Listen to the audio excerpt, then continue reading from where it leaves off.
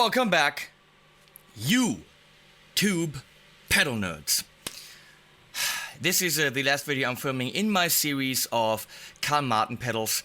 I've got a whole bunch of Carl Martin amps, and I said, hey, if I'm demoing those, I need Carl Martin pedals, and here we go. This is a Carl Martin classic. It's been in their lineup for a long time, the Hot Drive'n Boost, and by now we've got Mark III. There's still Mark II and Mark I, I think, being sold. I'm not quite sure what the deal is with that, but this is Hot Drive'n Boost Mark III. I remember the first time I went to the Musikmesse in Frankfurt and I met Søren from Carl Martin. I said, I don't know anything about your product line. What's your favorite pedal? And without hesitating, he pointed at Hot Drive'n Boost Mark III. And I said, well, if the Carl Martin guys think it's hot shit, we gotta check that shit out. And that's what we're doing. But the Custom Shop 50 watt KT88 loaded super headroom amp isn't necessarily the amp to boost, because it's meant not to be overdriven, so that any kind of pedal sounds exactly like the pedal sounds. So what I'm doing now for the setup is the following. My Quenzel M3 beautiful guitar. Just look at that neck back there. Come on. Flame maple madness on the headstock, the fretboard, the everything, and then of course big piece of mahogany. And that is going into the Hot Drive'n Boost, into the red repeat for some delay, and back there, if you can see that, into the 15 watt Carl Martin Roadie Bandmate 15. I'm not sure if it's the brand is Roadie or if it's Carl Martin Roadie, or it's the Bandmate 15 by Roadie made by Carl Martin. Something like that.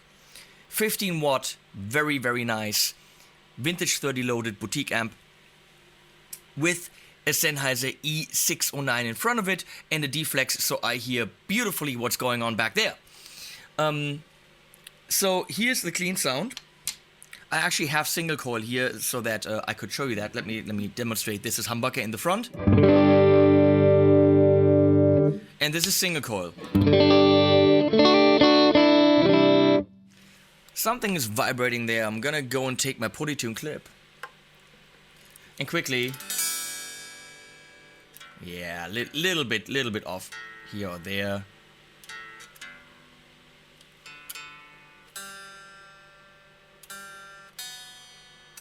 I would tell you that I'm tuning with my beautiful Schaller tuners, only that I'm not, because they were kind of idiots.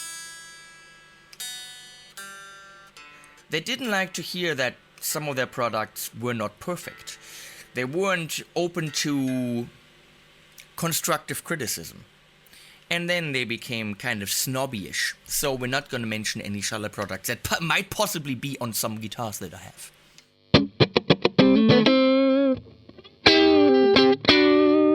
That's a spanky-ass clean sound. Imagine if I take the Carl Martin compressor and put that in between. Holy crap.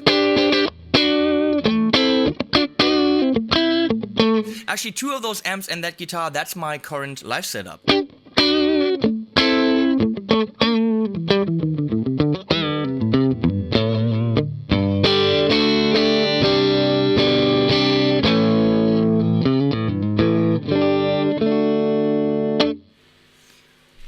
Okay, here we go. And I'm going to engage humbucker again. You can hear the amp is slightly breaking up.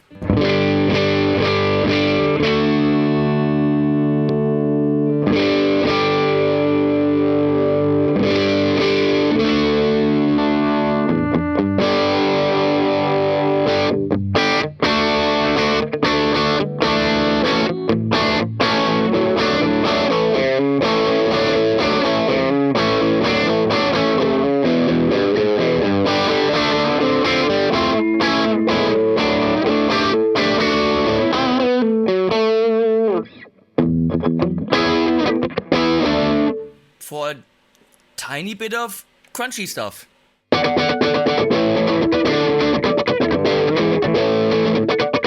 want a little bit more, come on.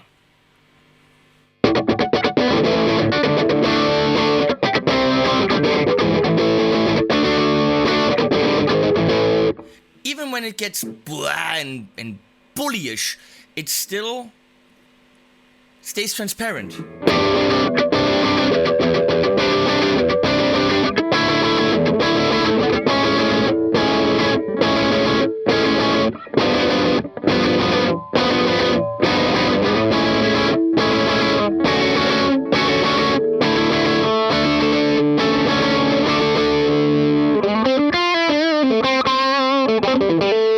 explore the wave knob while we're at it.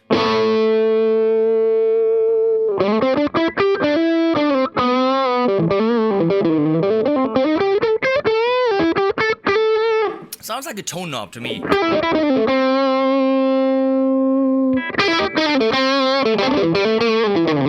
But very subtle. I mean, they might be changing the wave shape or squishing it differently, but the effect is kind of a very subtle tone knob, which is great.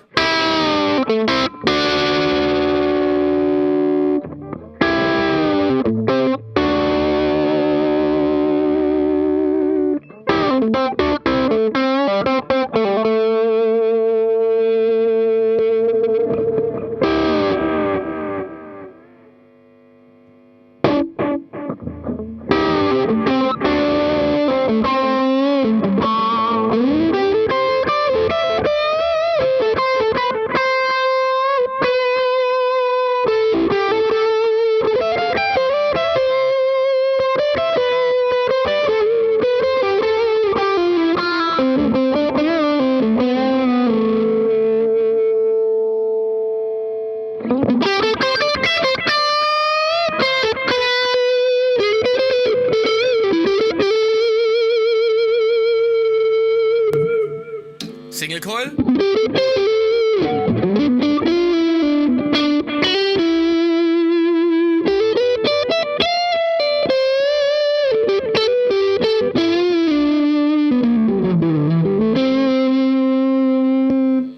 Okay, so let's see what this puppy has in terms of gain. Maximum.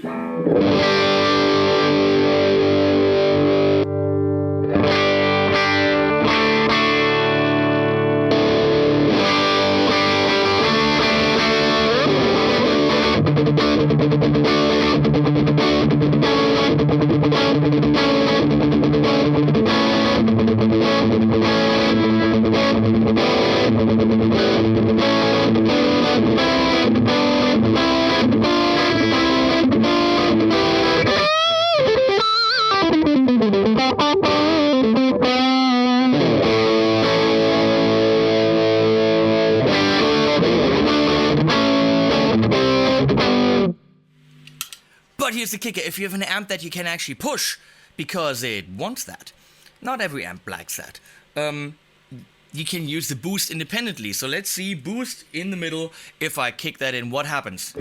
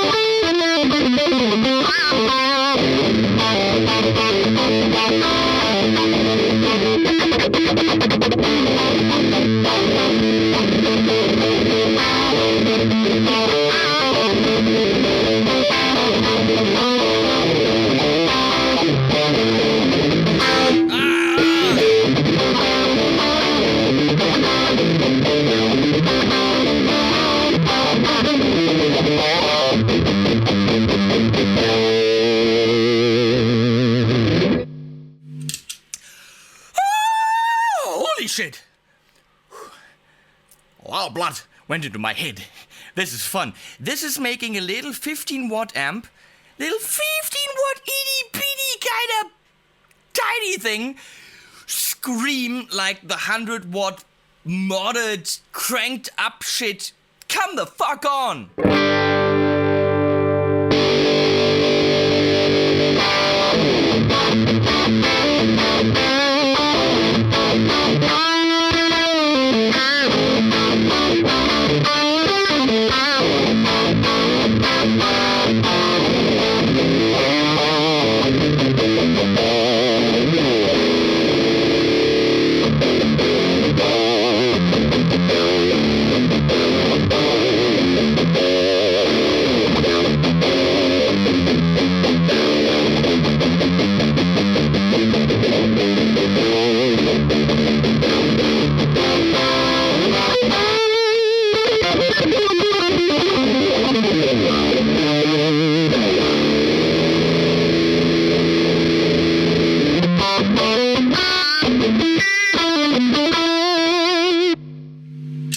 And by the way, for all of you who think it's a very, very good idea to put automatic robot tuners on Gibson guitars so that you can get a drop D tuning or whatever.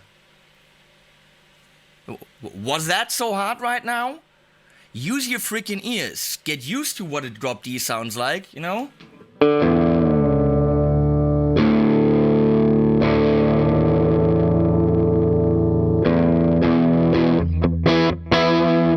Get used to what an E sounds like. It's not that hard. We don't need frickin' robot shit on the back of our classic guitars. Is what I would say if I gave a flying rat's ass. Here's what I think about the pedal.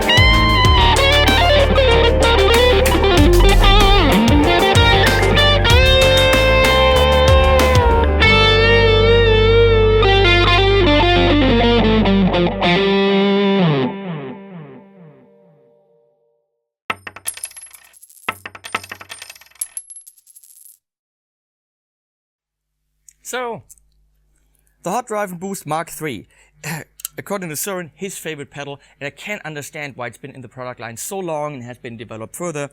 It's a simple tool. I mean, you got level, wave, which is kind of a tone knob, and gain, very simple. And then you've got the boost, which has its own level and its own switch. What I didn't go into, it's got a clean out. So if you wanted to, you could actually run your clean signal to, who knows, something else.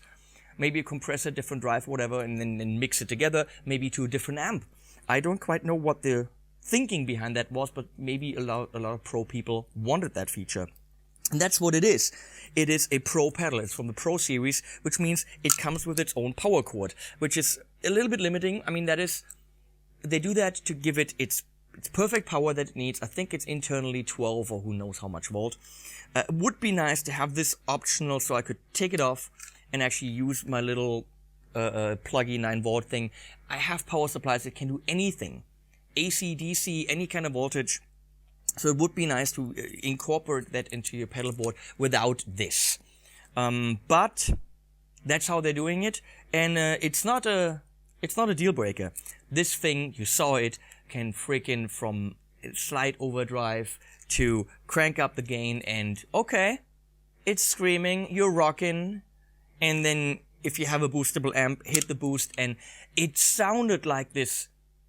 I mean, this little 15 watt, you know, little Martin Bandmate 15. It sounded and felt like a modded plexi all the way blown up, and the saturation happening, and it was a really fat sound. I mean, you saw it. I couldn't stop playing, and that means I'm having a shitload of fun.